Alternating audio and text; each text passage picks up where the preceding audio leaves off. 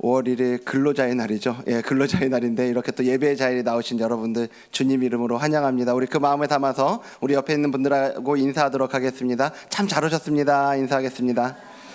네. 네, 우리 한 번 더 인사하죠. 함께함이 기쁨입니다. 네, 여러분들과 함께함이 늘 기쁨이 됩니다. 이 밤에 여러분들 보니까 더 좋습니다. 네, 오늘 우리에게 주신 하나님 말씀 그럼 같이 보도록 하겠습니다. 오늘 우리에게 주신 하나님 말씀은 히브리서 4장 11절에서 16절에 있는 말씀입니다. 히브리서 4장 11절에서 16절에 있는 말씀. 네, 제가 한 절, 여러분들 한 절 읽도록 하겠습니다. 그러므로 우리가 저 안식에 들어가기를 힘쓸지니 이는 누구든지 저 순종하지 아니하는 본에 빠지지 않게 하려 함이라.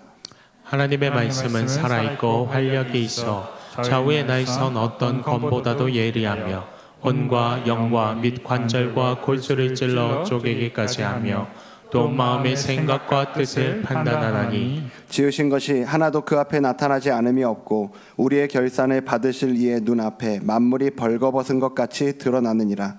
그러므로 우리에게 큰 대제사장이 계시니 승천하시니 곧 하나님의 아들 예수시라. 우리가 믿는 도리를 굳게 잡을지어다. 우리에게 있는 대제사장은 우리의 연약함을 동정하지 못하실 리가 아니요 모든 일에 우리와 똑같이 시험을 받으신 이로되 죄는 없으시니라. 그러므로 우리는 긍휼하심을 받고 때를 따라 돕는 은혜를 얻기 위하여 은혜의 보좌 앞에 담대히 나아갈 것이니라. 아멘. 네, 오늘은 한 편의 편지로 시작을 하려고 하는데요. 이 편지는 2세기 말에서 3세기 초중에 쓰여진 것으로 추정이 된다고 합니다. 디오그네투스에게 보내는 편지인데요. 이 디오그네투스라는 사람은 불신자예요. 예, 그래서 이 불신자가 기독교에 대해서 궁금해할 때 기독교인 중에서 그리스도인 중에서 누군가가 그에게 보낸 편지의 일부인데요. 그 부분을 제가 좀 읽어드리도록 하겠습니다.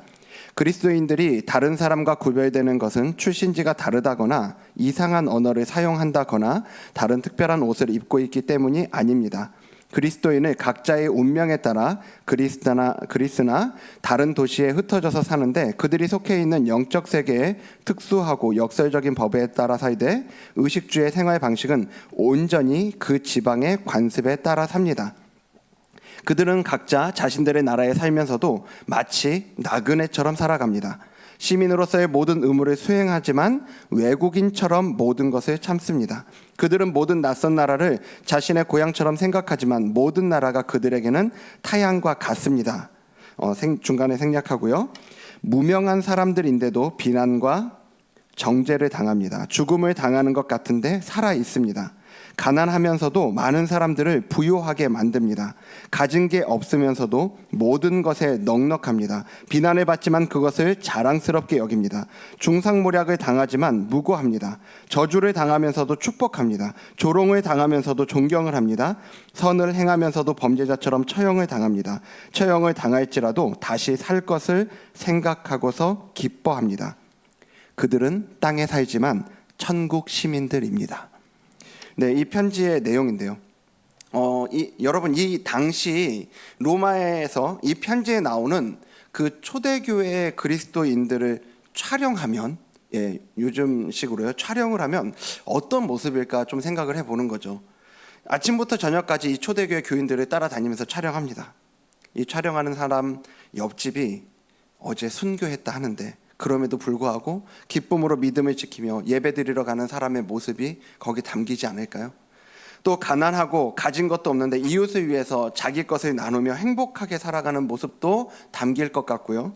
예수님 때문에 조롱당하고 비난당하는데 예수님 때문에 그러한 삶을 산다는 것을 자랑스럽게 여기는 그런 사람들의 모습이 카메라에 담길 것 같은 거예요. 그렇게 생각해 볼 때요. 만일 지금 우리를 그리스도인으로서 우리의 삶을 다큐로 제작한다고 오늘 우리에게 그 카메라를 들고 하루 24시간을 따라 붙는다고 생각을 해보죠. 그러면 오늘 우리의 삶 속에서는 어떠한 모습이 이 카메라에 담길까요? 세상적으로도 어떤 특정한 분야에서 정말 그 열심히 사는 사람들의 모습을 보면 정말 그 꿈이 있기 때문에 남다르게 사는 그런 모습을 우리가 종종 보거든요. 제가 이전에 우리 아들에게서 그런 모습을 본 겁니다. 네. 믿겨지지 않으시겠지만요. 네. 저희 큰아이가 진짜 하고 싶은 게 좀 있었거든요. 근데 그 당시에 제가 이 아이에게 그걸 하려면 해야 된다는 그 조건을 걸었어요. 그게 뭐냐면 영어 단어를 몇백 개를 외우면 그 목표를 달성하는 날 네가 원하는 걸 할 수 있게 해주마 라고 얘기를 했어요. 당시에 아이가 영어 공부를 좀 힘들어 해가지고요. 동기부여 차원에서 이야기는 했지만 사실 뭐 그렇게 기대가 됐겠습니까? 근데 애가 정말 달라지더라고요. 제가 이 목표가 생기니까요. 그전에는 하루에 영어 단어 10개 외우는 거 이거까지 외워야 돼 막 이러고 있었던 애인데 일주일 안에 한 4일 정도 됐던 것 같아요. 4일 안에 500단어 이상을 외우더라고요. 예, 물론 지금은 기억 안 날 겁니다. 네. 근데 우리 아이에게서 그때 잠깐 봤던 모습이지만요. 정말 그 인생에서 중요한 게 생긴 사람들의 모습은 정말 다른 거죠. 오늘 초대교회 성도들이 살아가는 모습에는 그게 있었다는 거예요. 그들의 그런 삶에 대해서 이 편지에 있었던 그 마지막 문장이요. 그 한 문장으로 요약할 수 있을 것 같습니다. 그들은 땅에 살지만 천국 시민입니다. 몸은 이 땅에 살아가지만 하나님께서 우리에게 허락하실 그 하늘 소망을 바라보고 살아가는 사람들이라는 이야기인데요. 이런 모습에 대해서 오늘 본문은 이렇게 표현을 하거든요. 오늘 본문 히브리서 4장 11절을 보여주시면요. 자, 여기 앞에 있는 빨간색만 읽어볼까요? 시작. 그러므로 우리가 저 안식에 들어가기를 힘쓸지니. 여기 안식이라는 단어가 나옵니다. 안식, 쉼이라는 단어인데요. 성경이 말하는 이 안식은요, 그냥 일 안 하고 쉬는 그런 걸 말하지 않습니다. 오늘 근로자의 날이니까 쉬어야지 이런 게 아니라고요. 성경에 나오는 가장 첫 번째 안식은 창세기에 나오죠. 가장 처음에 나옵니다. 하나님께서 천지를 창조하시고 7일째에 안식하셨잖아요. 하나님이 천지를 창조하시다가 이제 좀 너무 힘들다, 일이 힘들어서 쉬셨던 게 아니고요. 6일 동안 모든 것을 완성하시고 그 보시기에 좋았던 완성된 하나님의 세계에 만족하면서 쉬셨던 것이 그것이 바로 안식의 개념이라고요. 그러니까 이 안식에 들어가기를 힘쓰다. 오늘 여기 히브리서 4장 11절에서 이야기하는 안식에 들어가기를 힘쓴다라는 이 말은요, 오늘 우리가 이 땅에 살아가고 있지만 이 땅이 전부인 것처럼 살아가는 게 아니고요, 주님이 우리에게 약속하신 그 천국에 대한 확실한 소망을 가지고 그 믿음을 가지고 살아가는 삶의 끝에서 우리가 누릴 안식을 이야기하는 거죠. 그러니까 안식에 들어가기를 힘쓰다, 그리스도인답게 살아가다, 이 땅에서 천국 시민으로 살아가다, 다 같은 말이라고요.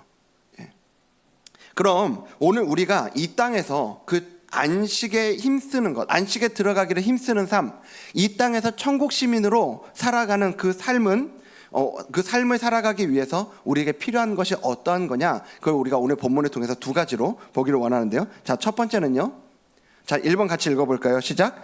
말씀 앞에 서기. 예, 말씀 앞에 서기입니다. 자, 오늘 본문 11절을 다시 보면요, 그 안식에 들어가기를 힘쓰라고 권면하면서 경고를 곁들이거든요. 자, 저기 뒤에 있는 빨간색 읽겠습니다. 시작. 이는 누구든지 저 순종하지 아니하는 본에 빠지지 않게 하려 함이라. 예, 좀 이해가 안 되는 이야기일 수 있습니다. 이 말씀을 이해하려면 우리가 오늘 본문 4장 좀 앞쪽에 있는 1절 말씀하고 연결해서 좀 봐야 합니다. 4장 1절 말씀을 보면요, 그러므로 우리는 두려워할지니 그의 안식에 들어갈 약속이 남아있을지라도 너희 중에는 혹 뭐라고요? 이르지 못할 자가 있을까 함이라 라고 얘기합니다.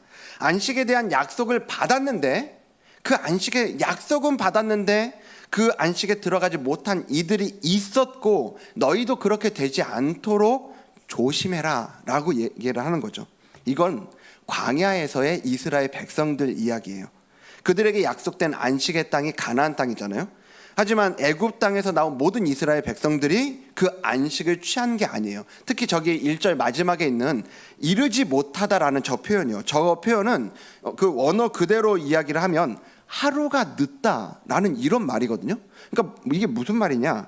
그 가나안 땅 바로 앞까지 와가지고요, 가데스 바네아에서 정탐꾼 보내잖아요. 그 정탐꾼이 돌아온 다음에 정탐꾼들의 말을 듣고 이스라엘 백성들이 이야기합니다. 왜 우리를 여기까지 데려와서 죽게 만드냐?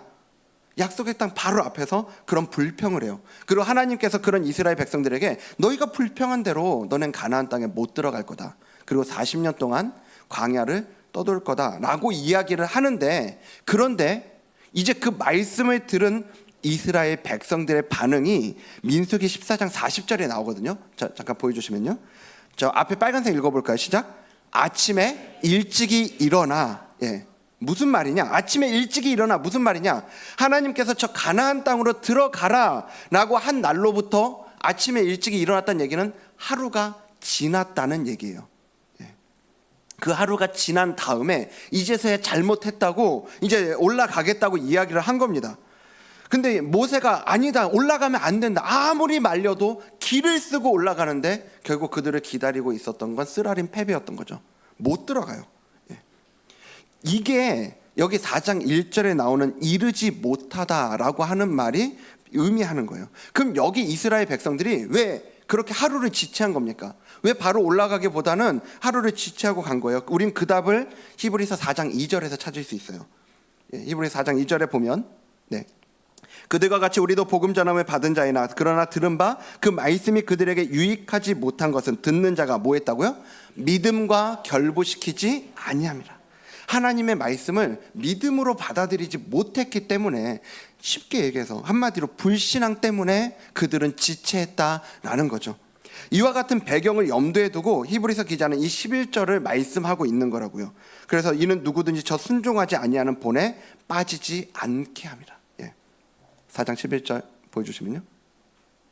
여기 순종하지 아니하는 본에 빠지지 않게 하려 함이다 라고 이야기를 하는 겁니다. 여기서 근데 여기 사용된 표현은 완전히 넘어지는 것을 의미하거든요.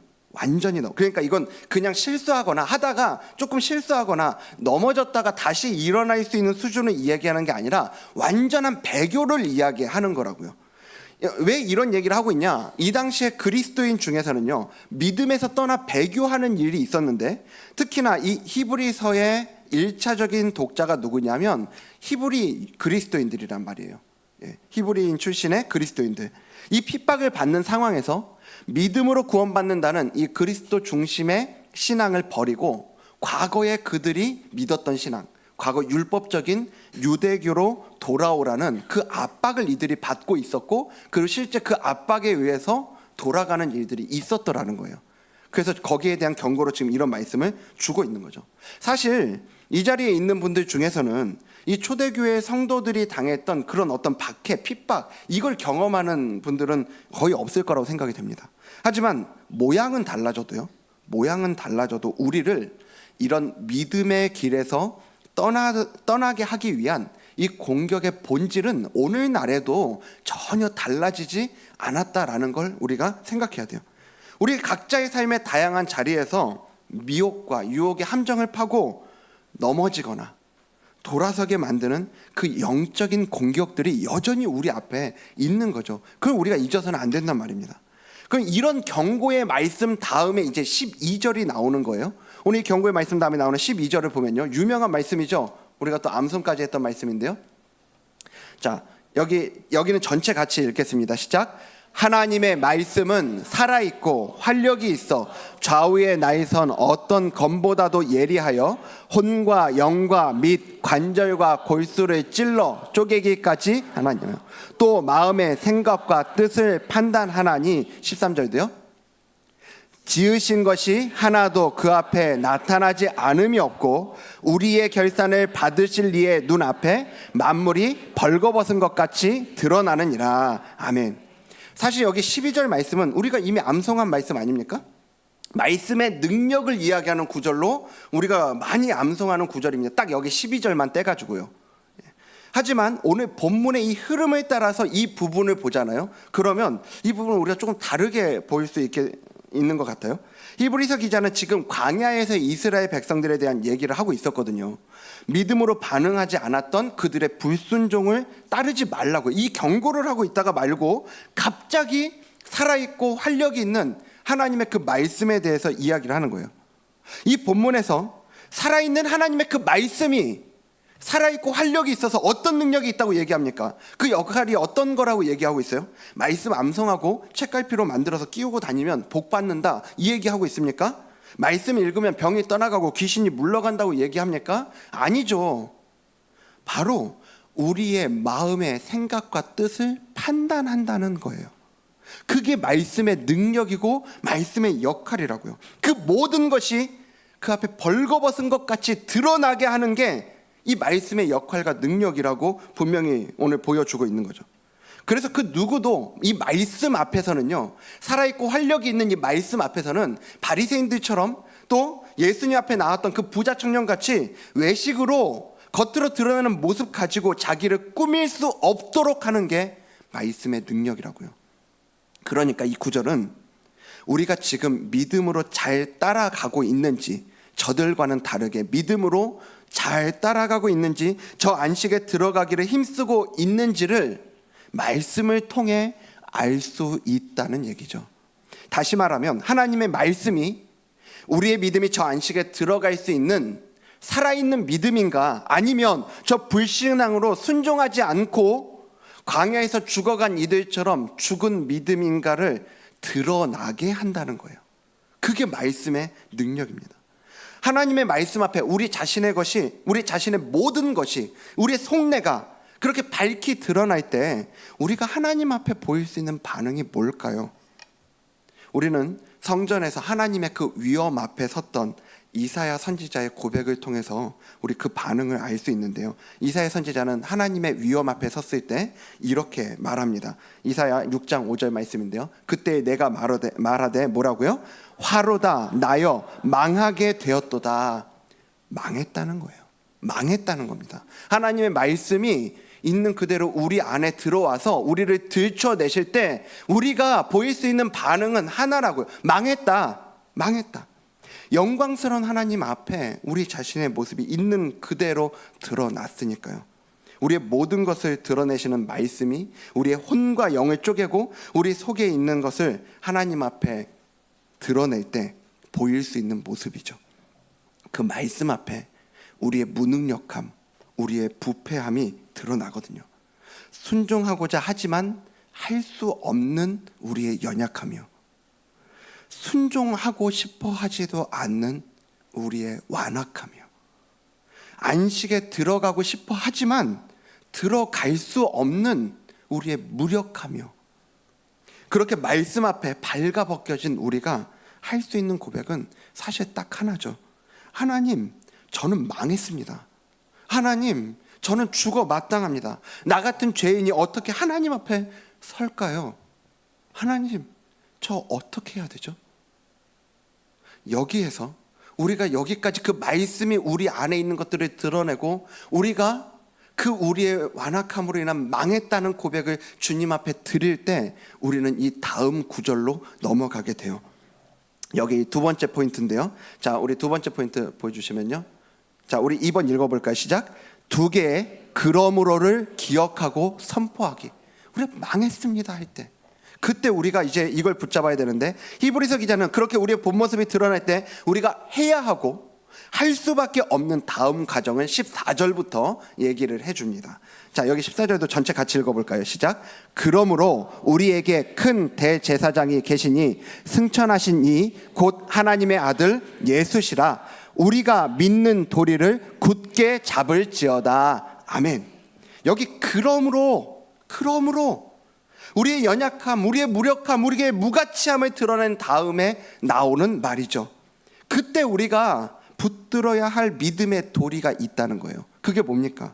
내가 이만큼 해내면, 내가 잘 버텨내면 주님이 인정해 주시고 받아주신다는 게 아니죠. 그게 아니에요.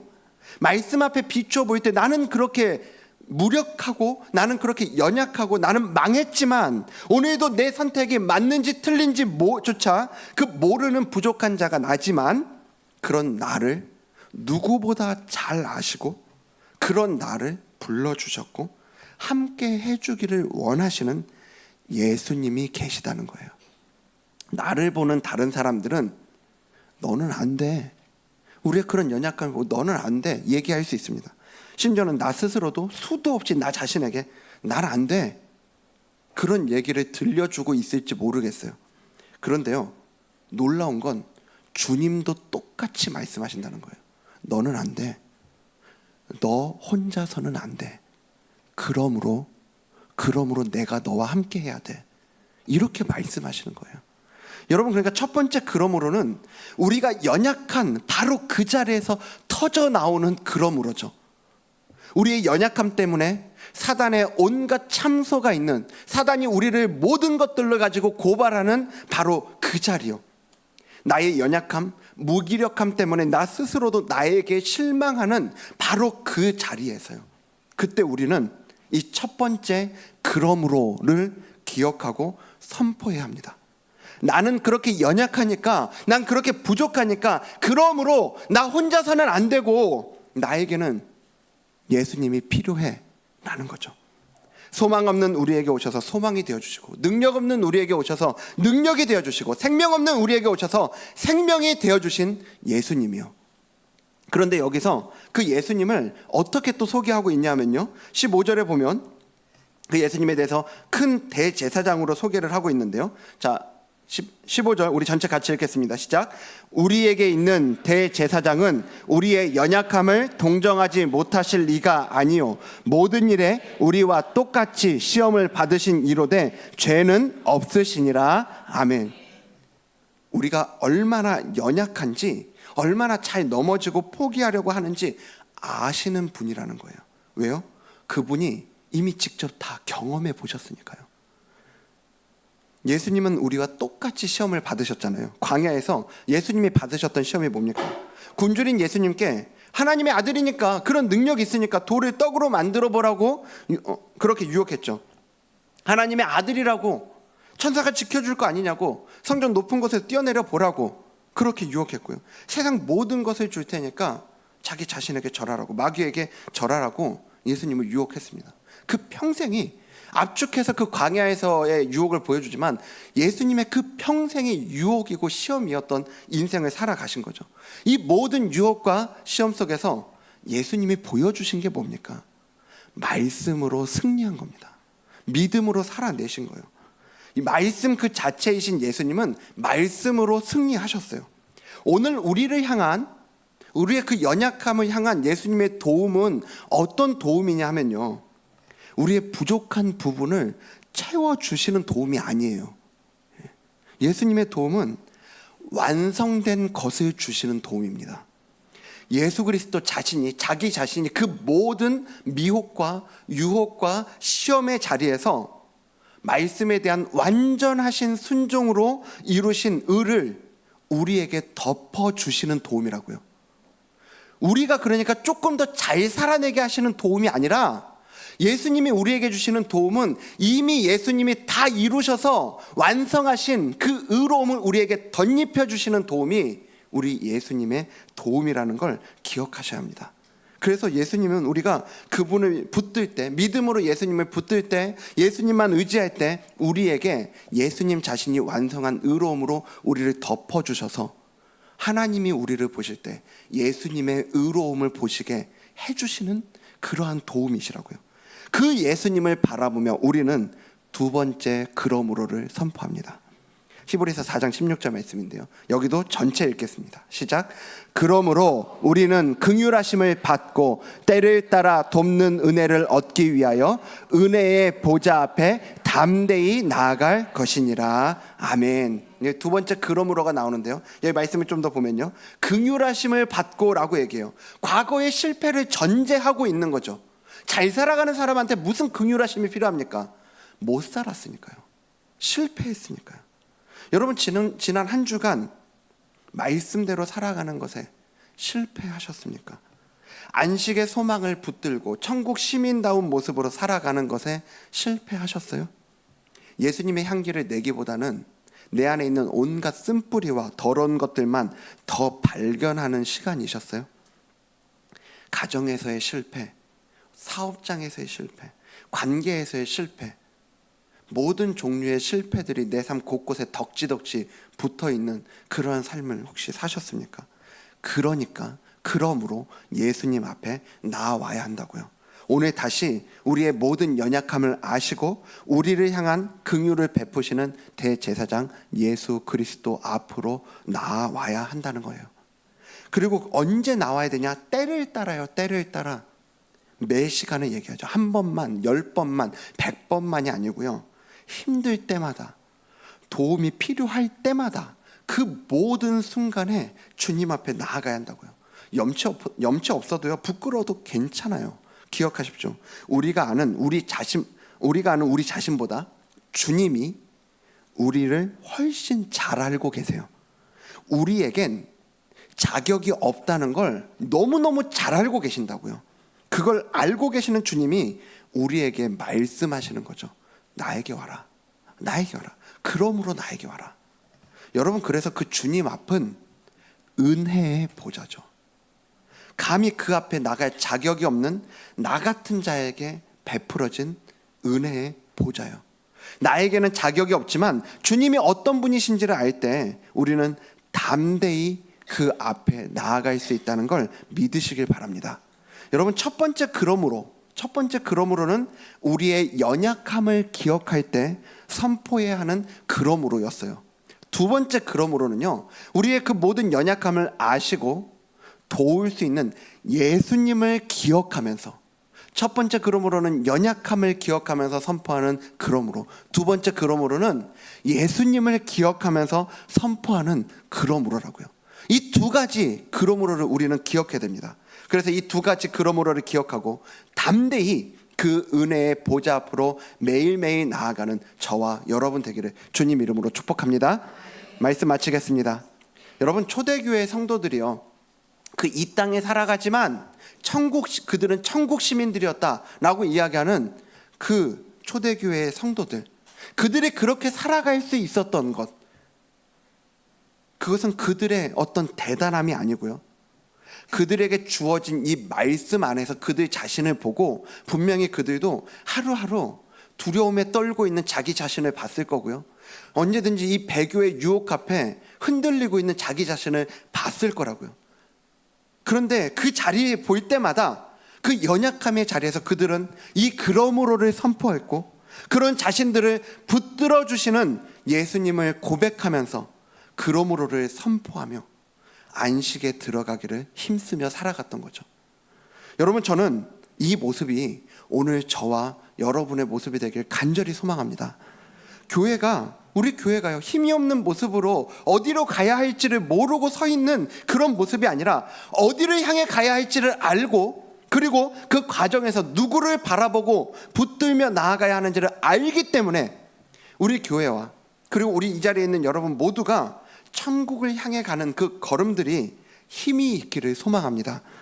아침에 그 어머니 기도회 강사로 오셨던 정석원 목사님께서 그 자녀 앞에서 믿는 부모로서 보여주는 살아가는 그 우리의 모습이 어떠해야 되는가에 대한 이야기를 좀 나눠주셨는데요, 근데 그 중에 한 부분이 제 마음에 딱 와서 박히더라고요. 우리가 다 잘 사는 게 아니라고요. 우리가 그 믿음의 부모로서의 본을 다 보이면서 살아가는 게 아니라고요.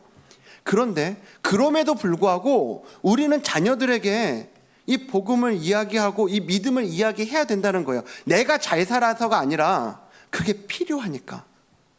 내가 한 번도 교통법규를 지키지 않은 적이 없어서 자녀들에게 교통법규 잘 지켜야 된다, 차 조심해야 된다 이야기하는 게 아니라 그게 필요하니까요. 그게 자녀에게 너무나 필요한 걸 아니까 자녀에게 그 이야기를 해줘야 하는 것처럼 오늘 우리가 살아가는 이 믿음의 모습에서도 그렇다고요. 오늘 우리가 잘 살아서가 아니고요, 정말 우리에게 오늘 필요한 그 은혜를 알고 찾고 구하며 나아가야 하는 존재라는 걸 우리가 늘 기억해야 한다는 겁니다. 그래서 우리가 이 안식에 들어가기를 힘쓴다는 게, 오늘 우리가 더 똑바로 살아내야 되구나, 더 긴장하면서 이 율법을 어길까 초조해하면서 살아가는 인생이 아니라, 우리는 그럴 수밖에 없는 인생이지만, 하지만 날마다 주님이 우리를 초청하시는 그 은혜의 보좌, 날마다 우리의 연약함을 기억하는 자리에서 선포하는 그러므로, 우리를 붙들어 주시는 예수님을 기억하면서 선포하는 그 그러므로를 선포하면서 기억하면서 그렇게 살아가는 게 오늘 우리가 안식에 들어가기를 힘쓰며 살아가는 삶의 모습이라는 거죠. 오늘 그게 바로 우리가 누리는 은혜의 자리 아닙니까? 그게 오늘 우리가 나아가야 되는 은혜의 보좌 아니냐고요.